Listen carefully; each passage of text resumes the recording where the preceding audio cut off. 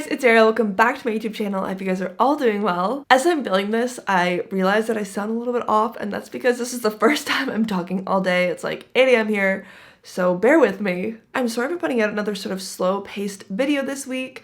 I'm actually in the process of moving from my old apartment to my new apartment, so everything is so incredibly chaotic, and I just haven't had the time to finish editing or filming the little missing pieces of some really cool videos that I have that I want to put out for you guys. I have my apartment hunting vlog where I take you to every single viewing that I went to. I have my moving vlog with all my friends, and of course I have my brand new apartment tour, so stay tuned for all of that good stuff. Today's video is going to talk about renting scams in Paris and whether or not it is smart for you to send money in advance from overseas to reserve an apartment. The reason I want to comment on this topic is because I've received so many Instagram DMs and so many YouTube comments from you guys asking for my advice and whether or not I think it's a good idea for you to send money in advance. And I have a couple story times and experiences that I want to share that will hopefully help guide you in making this decision for yourself, because I know it can be very conflicting, it can be very confusing, and it can just make you feel very anxious. So without further ado, let's get into the first story time that I want to tell you. The story that I want to tell you comes from a friend of a friend who moved from the United States to Paris. She arrived at Paris and she started looking for an apartment. She met a landlord, she did a viewing, they signed the lease, he gave her the keys, she paid her rental money, and she moved in. No money sent in advance. The scam Came after. One day, she went out to school and she came back in the evening and her apartment had been completely raided. Everything from her laptop to her passport to her visa to her paperwork, everything had been stolen. The handle of the door that she rented was made out of this very cheap and fragile plastic, and that was how the burglar was able to sort of break in and steal everything. She didn't get any support from the landlord, and there had been other instances in the building that sort of led police and led her to come to the conclusion that it was very likely that it was actually the landlord who targeted sort of international tenants and had orchestrated this whole burglary.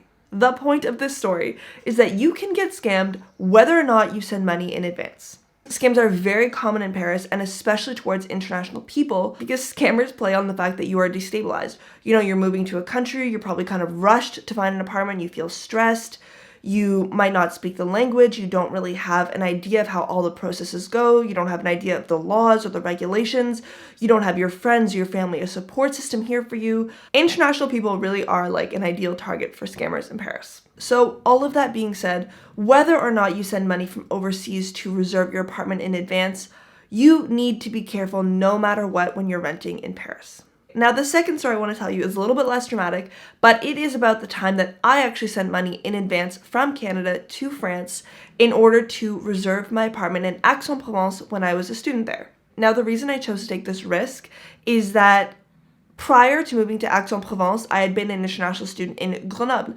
And in Grenoble, I had not reserved an apartment. I had literally just arrived in the city with my suitcases, hopped off the plane, and decided that I would just stay in a hotel until I found an apartment. This took quite a few days of stress and lots of money. Please keep in mind that I was absolutely staying in the cheapest hotel in Grenoble, which was far from the city center, but still 100 euros a night, okay? Like, it was a pricey experience for me. it was just so stressful and uncertain. I had no idea when or if I'd be able to find an apartment, and honestly the hotel was costing me a lot of money. I had all my friends who were enjoying like frost week activities, and there I was like Stressed and doing apartment visits all over the place. It was just a mess. After that experience, I was like, never again. I am not moving to a city without already having an apartment. Another reason as well that sort of contributed to my decision to take this risk and send the money is that for my visa, I needed to have a residence address, and because I didn't have any relatives or any friends at this time in France, I didn't have any address that I could use, so I kind of just booked a refundable hotel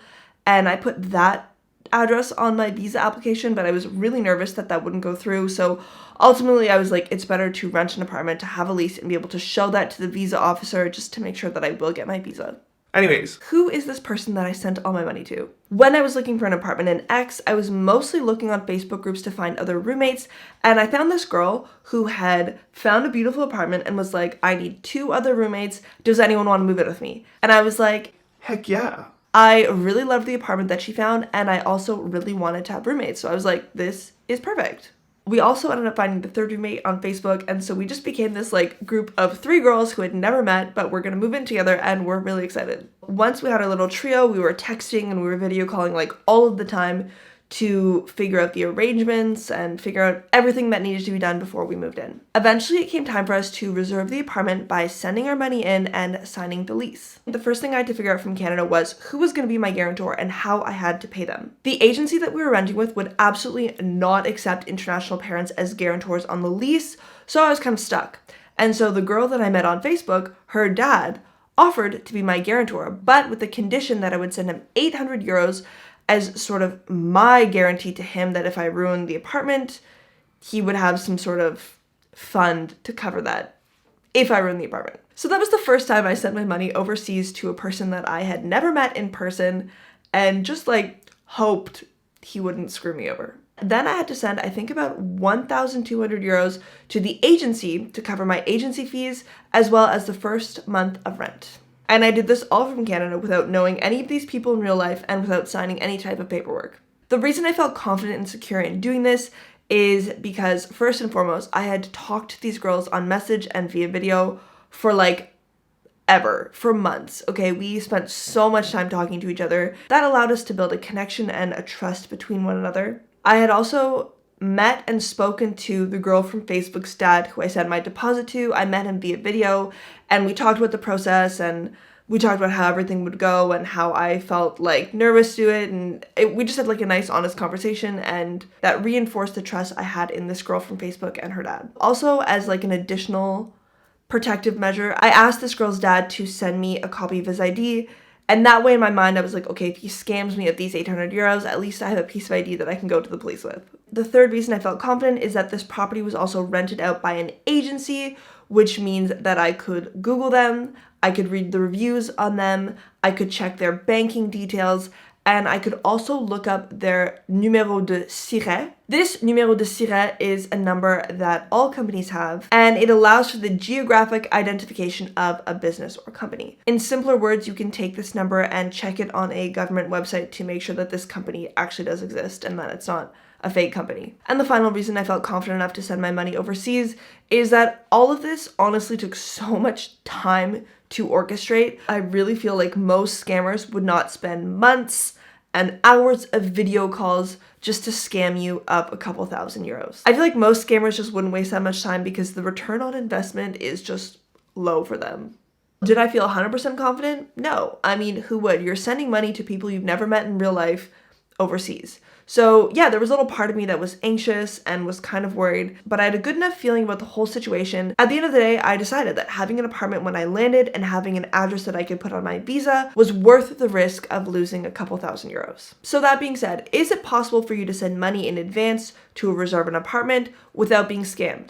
Yes. Do you need to be extremely careful in order to not get scammed? Also yes. So before we wrap up this video, I want to share with you guys some tips that I have that I think you should consider before you decide to send your life savings abroad without having met someone in real life. One, when you are doing this, I think it's best to always go through an agency versus a landlord for all of the items that I mentioned above. You know, an agency is a much more official process and there are many more details that you can check to ensure the authenticity of an agency as opposed to a landlord. I mean, a landlord is a person on the internet. There's really no way that you can check their credibility and read reviews as to whether or not they're a scammer. I would really avoid sending money to a landlord. I think it's much better to go through the official process of an agency. The second tip I would give you is to make sure that you have extensive communications on the phone, via email, video conversations with the person that you're going to be sending this money to. I think this is important, obviously, in building trust, but also in you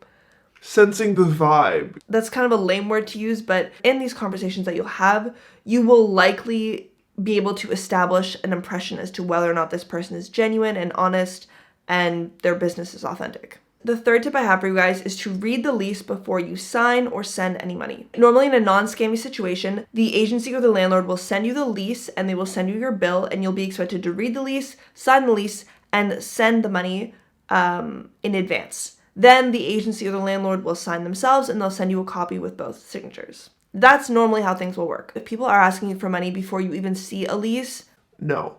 If people are sending you like a one-pager lease, No. My agency, for example, sent me the lease, which was like 8 pages already, but then they sent me almost 50 pages of supplemental documentation going through all of the tests that they were legally obligated to do before they could send the apartment. These are tests on electricity, on the neighborhood, on the lead levels, on the water levels, on every level. All of that kind of stuff is regulated in France, and the landlords and agencies have an obligation to send this to you before you sign anything. So please make sure that you are getting a substantial amount of documentation. I can't really tell you exactly what they should be sending you because it's different for every apartment based on the year they were built and the location.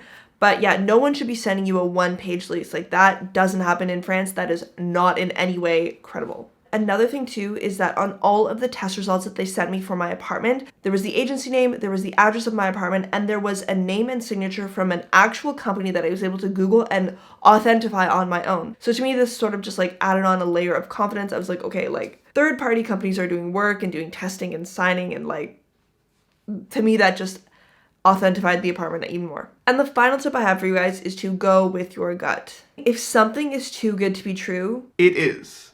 I can say that confidently, it is. All of the time, I see these amazing apartments in Paris being advertised for like 300 euros a month and completely renovated with modern furniture and just bright light and beautiful apartments. There's no way, you guys, there is no way. If an apartment is way better than every other ad you're seeing and it's way cheaper than the market average, get out of there. That is a recipe for disaster. That is red flag number 1 for a scam. That is my comment on whether or not you should be sending money in advance to reserve an apartment. I hope this video was clear, and I hope my experiences and my processes give you guys the confidence to make good and smart decisions when it comes to renting in Paris. That is all for me today. I am off to continue my move to the new apartment. I can't wait to show you guys. But yeah, thank you guys so much for watching, and I will see you in my next video.